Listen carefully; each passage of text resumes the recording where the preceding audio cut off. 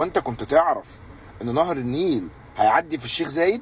كنت تعرف ان ماونتن فيو وبالمي هيلز داخلين شراكة في مشروع سكني هيبقى على نهر النيل؟ موضوع يلخبط، انا عارف ايه اللي جاب القلعة جنب البحر. بص يا سيدي، محافظة الدلتا هيعملوا محافظة جنبها اسمها الدلتا الجديدة، يبقى نهر النيل معدي من الشيخ زايد ونازل على تفريعة او فرع رشيد.